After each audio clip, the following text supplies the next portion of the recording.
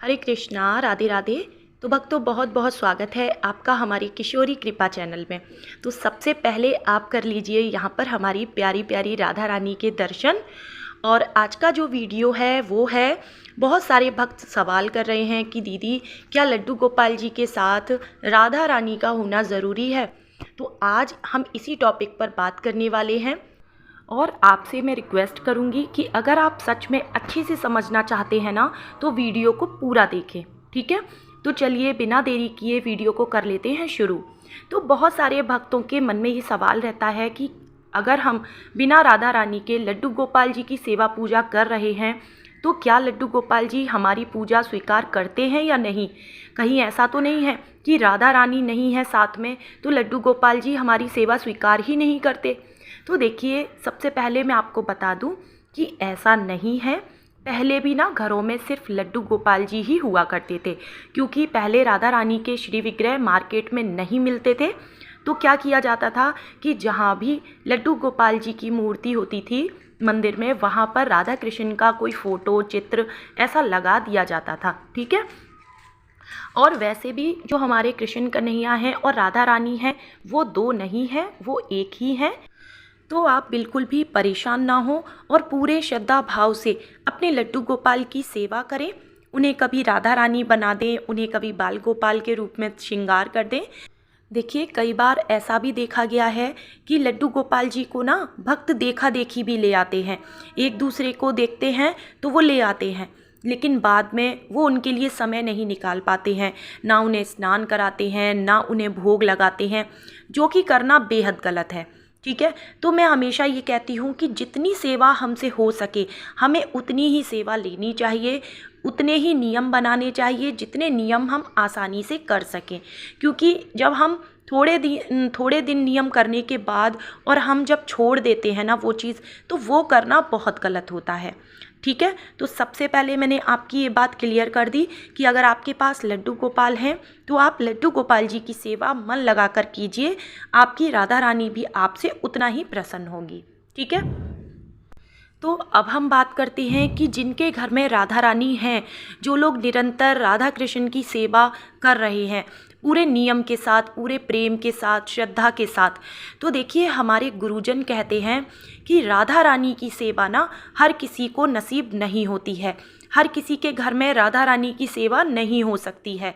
कहते हैं जिस पर बहुत ही असीम कृपा करती हैं ना राधा रानी, जिनकी कई जन्मों की भक्ति होती है, उसके कारण ही राधा रानी की सेवा हमें इस जन्म में प्राप्त होती है, ऐसा कहा जाता है।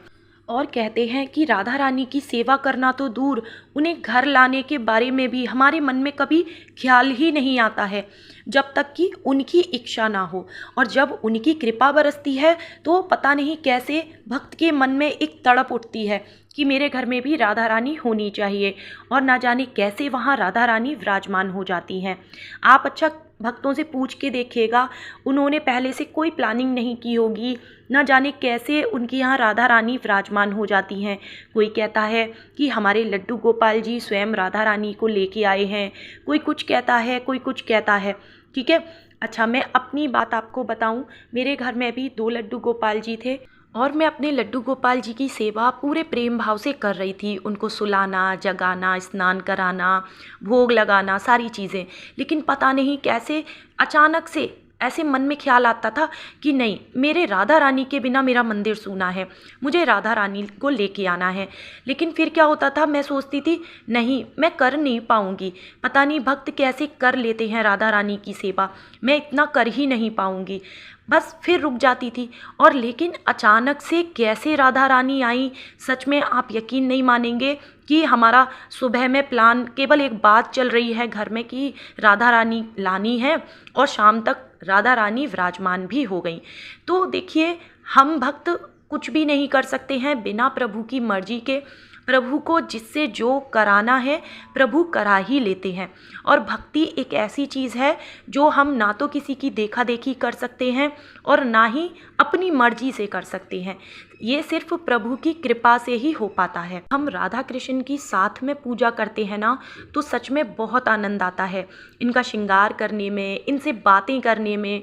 और मंदिर में भी ना ऐसा लगता है जैसे हमारे घर में ना सब कुछ पूरा हो गया, कुछ भी अधूरा नहीं है, ऐसा लगता है। सच में जिनके घर में भी राधा रानी होंगी ना, उनके मन से आप पूछिएगा कि उन्हें कैसा लगता है। मैं सच बताऊं, मुझे तो ऐसा ही लगता है कि राधा रानी के आने से सब कुछ पूरा सा हो गया है, कुछ भी अधूरा नहीं है। बहुत रौनक आ गई है राधा रानी के मेरे घर में आने से। तो राधा रानी जहाँ भी होती है ना, वहाँ पर उनकी कृपा बरसती है और उनके घर में भी किसी चीज़ की कोई कमी नहीं रहती। जहाँ नित्य प्रतिदिन राधा रानी को भोग लगाया जाता है, उनकी पूजा आरती की जाती है ना, भक्त बहुत आनंद में रहने लगते हैं। और ये तो सभी जानते हैं कि राधा कृष्ण की सेवा पूजा करने से गृह क्लेश दूर होते हैं, पति पत्नी के संबंध अच्छे हो जाते हैं, घर का माहौल बहुत ही अच्छा सा हो जाता है। और अब मैं आपसे सिर्फ इतना कहूँगी कि अगर आपका मन में एक बार भी ऐसा विचार आ रहा है ना कि मुझे भी राधा रानी को लाना चाहिए, तो आप यकीन मानिए ये कहीं ना कहीं हमारे कृष्ण कन्हैया या हमारी राधा रानी ही चाह रही हैं आपसे सेवा लेना। ठीक है, तो अपने को रोकिएगा नहीं और आप राधा रानी ले आइए।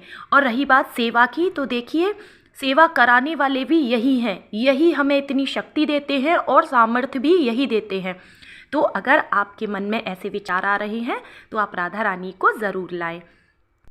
तो मैं ऐसा मानती हूँ कि बिना प्रभु की मर्जी के हमारे मन में सेवा का विचार आ ही नहीं सकता। आपने देखा भी होगा कई घरों में कितना लाड़ लड़ाया जाता है ना कन्हैया पे, राधा रानी पे। और कई घरों में आपने देखे होंगे लड्डू गोपाल जी को कोई भोग लगाने वाला भी नहीं होता है। तो देखिए सिर्फ विग्रह को घर लाना ये कोई बड़ी बात नहीं होती है। जब हम सुबह से रात तक जब हम सेवा करते हैं ना, तब कुछ बात होती है। और अगर आप सेवा कर सकते हैं तो ज़रूर लेके आएँ।